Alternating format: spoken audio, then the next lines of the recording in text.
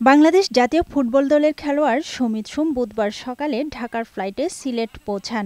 সেখান থেকে বাফুফের দেওয়া গাড়িতে তিনি শ্রীমঙ্গলের উত্তরসুরের নিজ বাড়িতে যান। সমিত সোমের আগমনের খবর ছড়িয়ে পড়তে এলাকার মানুষ ভিড় জমায় বাড়ির সামনে। প্রিয় তারকাকে এক নজর দেখতে গ্রাম জুড়ে তৈরি হয় উৎসবের আবহ। শিশু কিশোর থেকে শুরু করে সব বয়সী মানুষ, সবার চোখে মুখে গর্ব আর আনন্দ।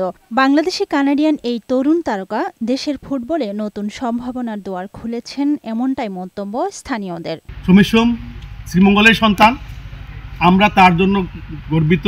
আমরা খুবই খুশি। সকাল থেকে আমাদের আমেজ একটা বাড়িতে উৎসবমুখর পরিবেশ। এ সময় ভারতের বিপক্ষে জয়ে অবদান রাখা সমিত সোম বলেন, এই জয় দেশের মানুষের জন্য। নিজের শহরে ফেরায় আনন্দ আরো বেড়ে গেছে। আমি কানাডা থেকে আসতে, ট্রাভেল করতে, অ্যাক্লামেটাইজ করতে, মানে শ্রীমঙ্গলে আসতে এরা অনেক হেল্প করতেছে। সো আমাকে ইন্ডিভিজুয়ালি বাট অলসো টিমকে অনেক সাপোর্ট করছে। আমরা যে জিতছে এই ম্যাচ, এটা মানে সবার জন্য, পুরা দেশের জন্য, বাট অলসো বাফুফের জন্য ওইটা খুব ইম্পর্টেন্ট আমাদের জন্য। আমরা তো বাফুফের জন্য জিততে চেয়েছিলাম, কোচের জন্য জিততে চেয়েছিলাম।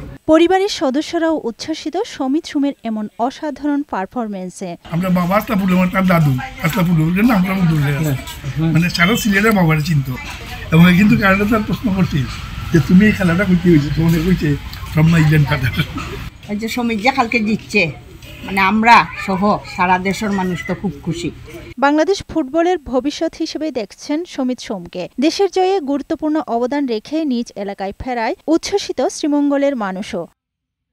আফরোজা সুলতানা, বৈশাখী সংবাদ।